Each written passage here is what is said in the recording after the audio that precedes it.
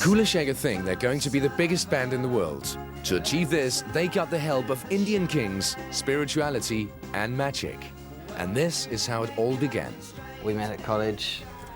Paul was contacted through a classified advert in a strange newspaper, and Jay, we found him in a park, and he told us that he had this big organ, and he finally we formed, and the music was, it just worked, and we've just been playing since then.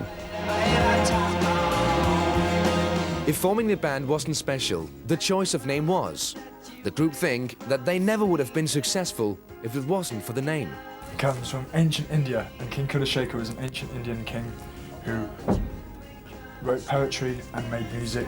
And he was a mystic. He was mystic, he was very pious geezer.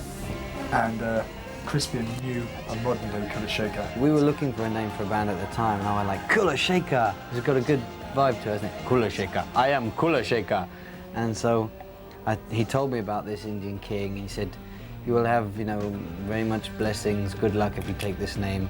And so we took the name, and we got a record deal within about 2 minutes. 2 minutes.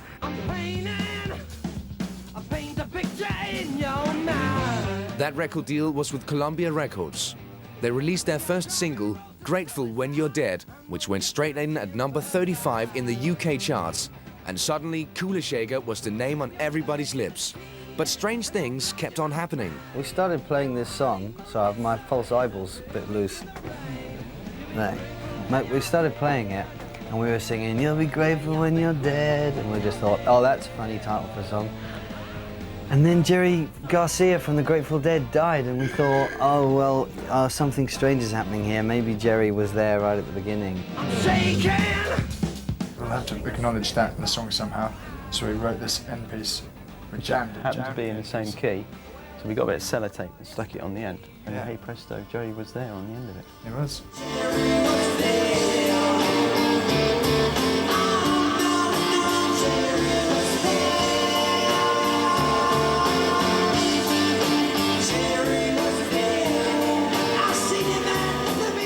But it wasn't until the second single that Kula really tasted success. And of course, there was some Indian magic involved. Tatva, well, what can you say about Tatva? We wanted to have something really magical in a pop song. So this mantra from India, Chinta Veda Veda Tatva, very powerful mantra spoken by some very strange people. We thought we'd just throw it in a pop song and see what happened. And strange things happened.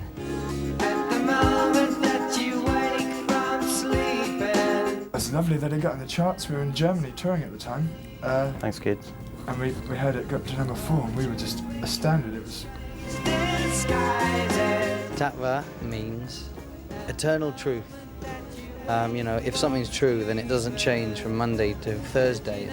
It's the same the whole way through the week.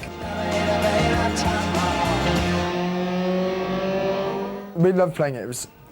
That started off as pretty much a jam as well, and then Crispin came up with the English part of the lyrics, and it just worked well, and we've recorded it several times. It's a fun track to play live.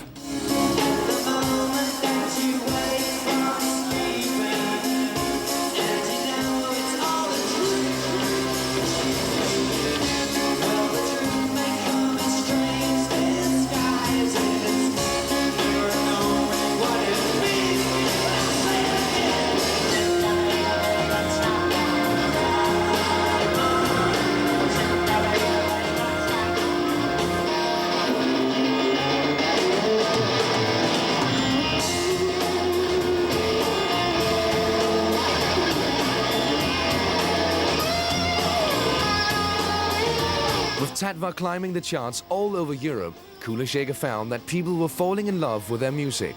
I love them. Like the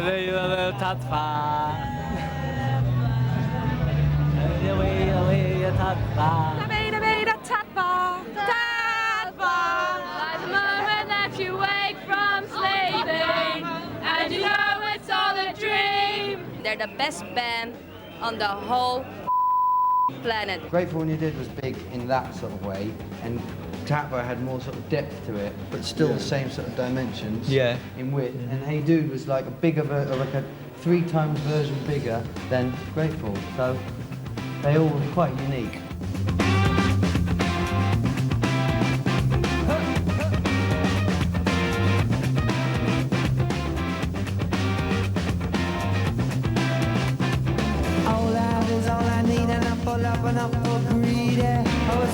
Hey Dude was the next single, and Kula Shaker's Indian vibes were getting them noticed.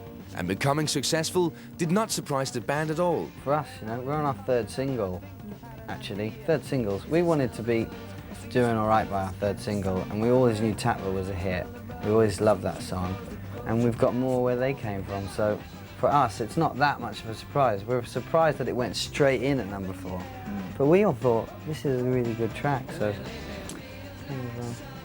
what can you say? We're not, you know, it's not that we've got really big egos or anything. Can you open the window a bit? Yeah. My ego, just to sort of... Well, I mean, you're a genius, so I mean, you can't help it.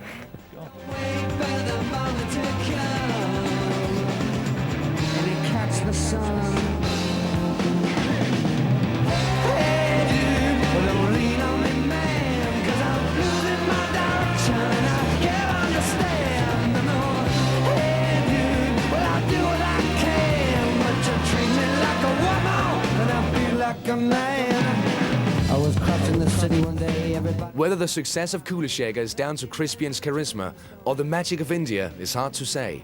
But maybe it's the influence of the 60s that's really the secret of the band's success. We've all got different sort of musical tastes and stuff, and it just all sort of comes together in a world that somehow it all works together.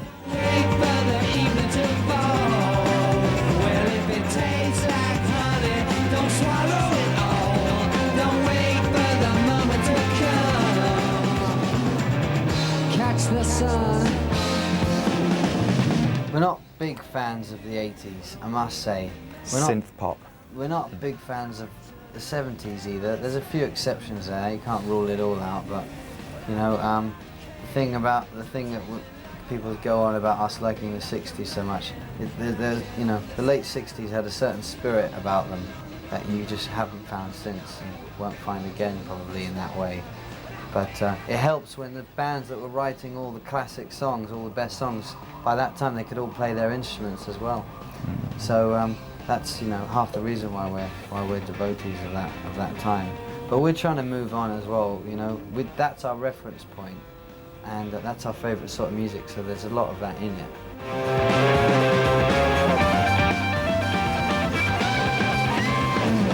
Even if there is a lot of the 60s in their music, Crispian is a part of the 90s as well.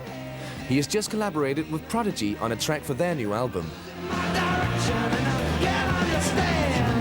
It's just really good. It's really, and it's got a mantra running through it, and it's very psychedelic. It's kind of it's very much of an apocalyptic sort of track with a lot of spiritual Shakti thrown in there. So it should be, you know, a good bit of fun.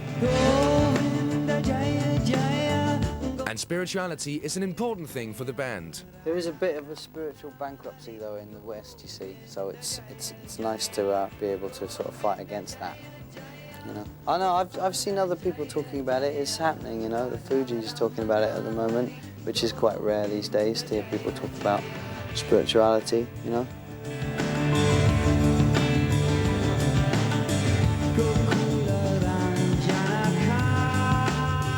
We all together have to come and change the way that we look at the world and the way that we deal with our own lives and find our own unique way of dealing with it. But it comes with an elevation of consciousness, a higher awareness, a deeper understanding of people and your purpose here, and a kind of departure from just the materialism that we've been having.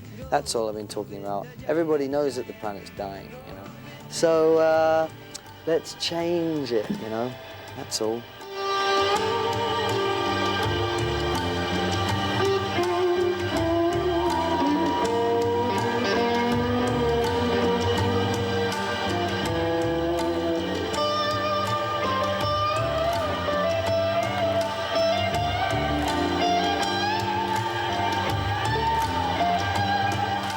Music's a really spiritual thing, man. And what's the point in having music in the first place? it's all about tasting a bit of freedom, isn't it? So we have that with our music as well. We mean it, man. Hey.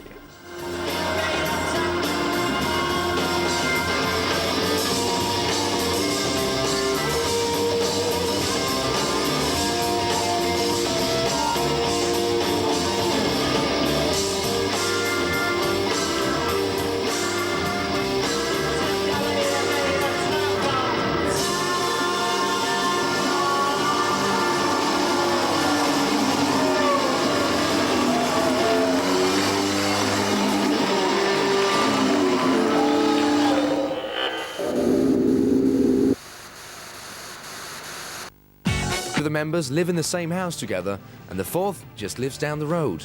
But when it comes to the music, it's Crispian who's in charge of writing the songs. It's mainly Crispian who plays the guitar and sings, and he usually comes with a skeleton of a song, and we sort of We make make it loads good. of, So, I mean, you know. we make loads of noise. We ruin it for him. Yeah.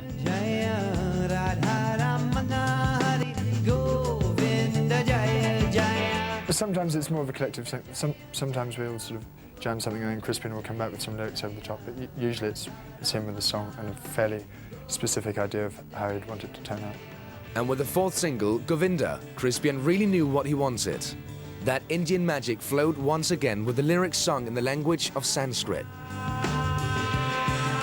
Actually, Sanskrit is a very powerful language. It affects your consciousness even, you know. Govinda Jaya Jaya, Gopala Jaya Jaya, Radha Ramana Hari, Govinda Jaya Jaya. And were you actually singing in Sanskrit, is that right? I am, yeah.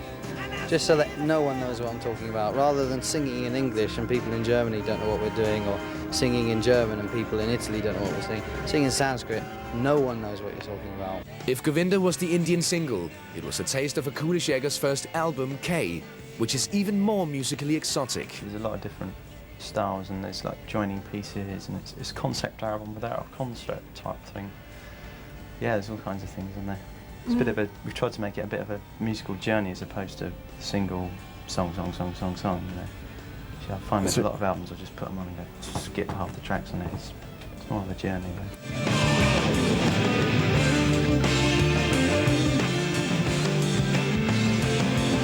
There's exotic sounds and there's hopefully some modern sounds and obviously some 60s things happening, but and some straight ahead sort of rock songs. It's bits of all of us really. It's like, you know, we all collectively make Kula Shaker, so there's all these individual bits that make the noise.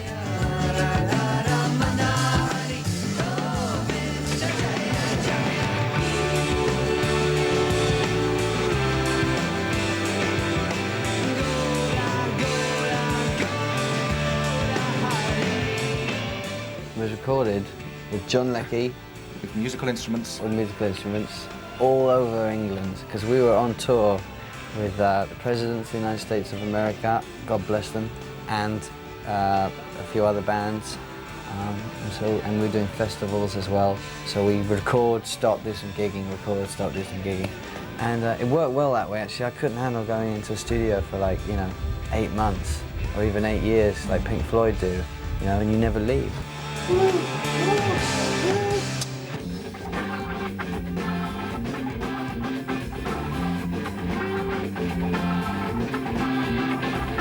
We're just being free with the music, just seeing what happens and just letting it walk around a bit, But you have to have a little bit of discipline there with how long it goes on for. If you're going to just sort of improvise a bit in the studio, you have to say, well, we're going to stop after 40 minutes because it might get boring after that.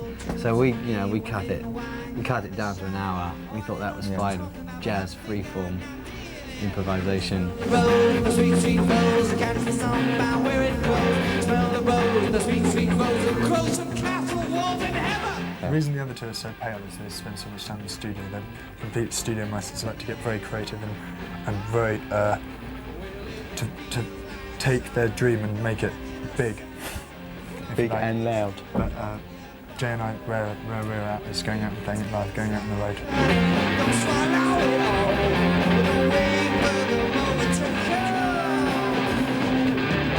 Catch the sun. Hey, dude, I'm only man, 'cause I'm losing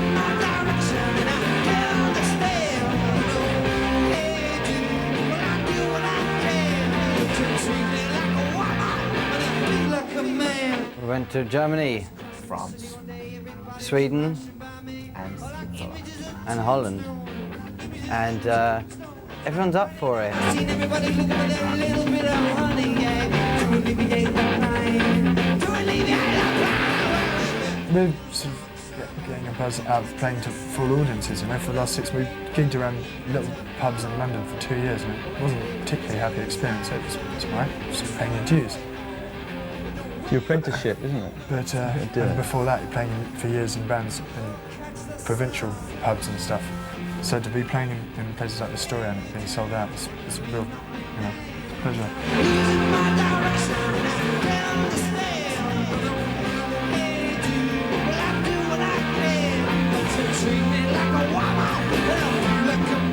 And I played at a festival in Sweden, which is kind of weird.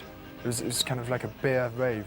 All these drunk people, like, really, but they had like dance tent. All these drunk people going, like this. It's 4 in the morning. Yeah, it's queer. But a few of them came in and watched us.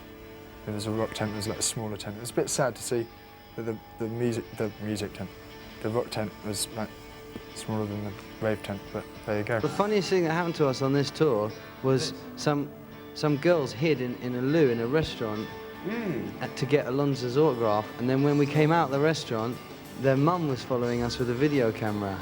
So it was a bit strange when the whole family were in on it, you know.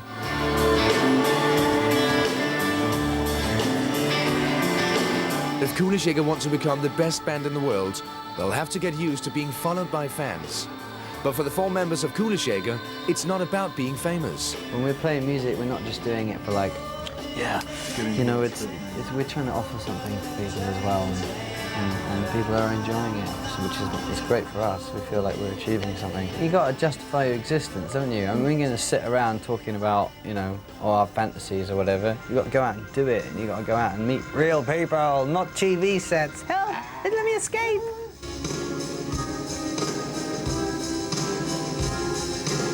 One of the highlights of 1996 for Kula Shaker was performing live at the 1996 MTV Europe Music Awards.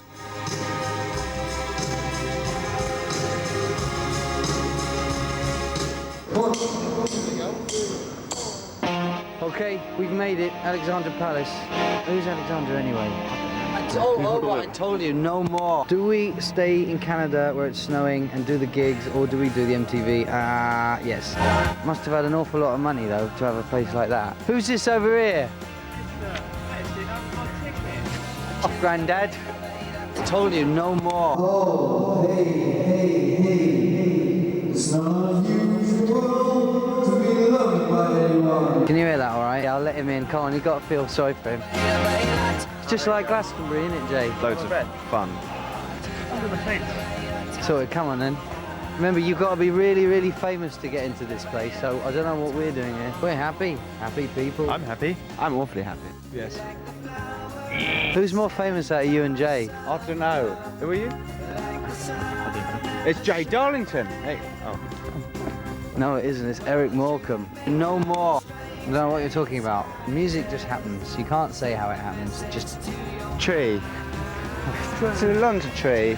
I don't know what you're talking about. We don't know anything about it. We don't know how it came about, really.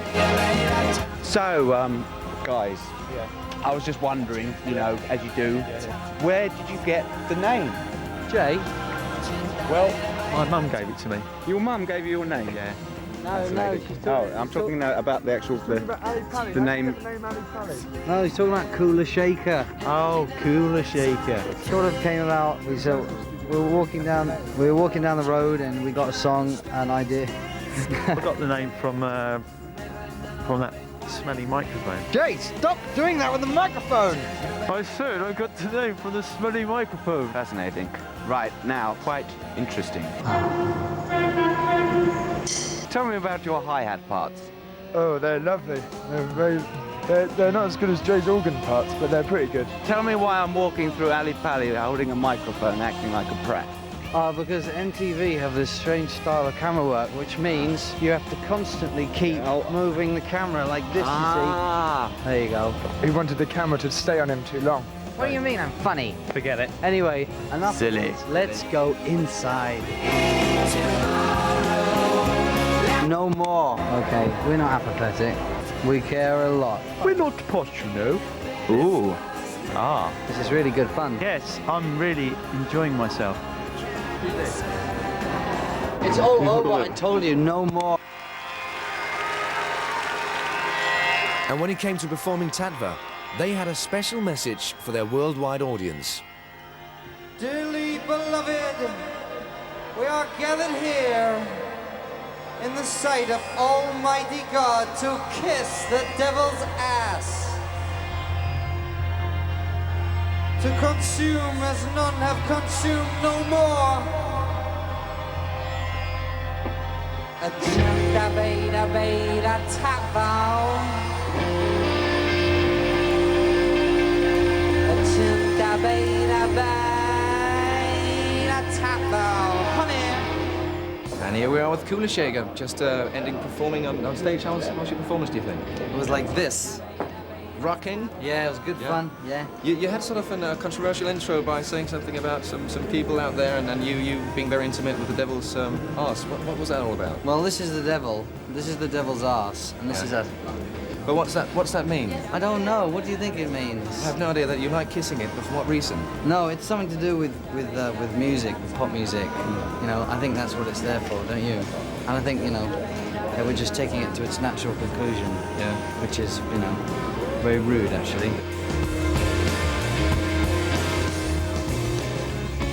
Like the flower and the scent of summer, like the sun and the shine. And a prestigious award ceremony gave them a chance to go stargazing. It's a good celebrity event, you know.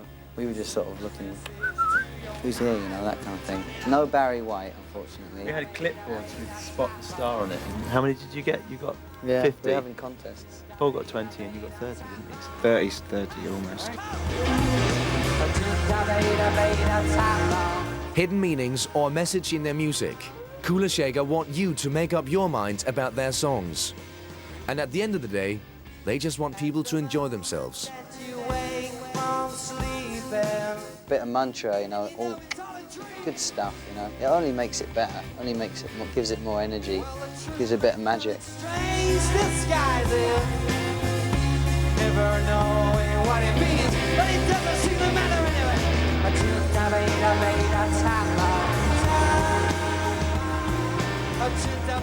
The thing is, you see, it's the music that's got to do the talking. It's no point for me to sit here and say, oh, we've got a message, because it's not like that. It's music. And people should just get into that, you know. That's the way that we're communicating, not really like this. Sorry.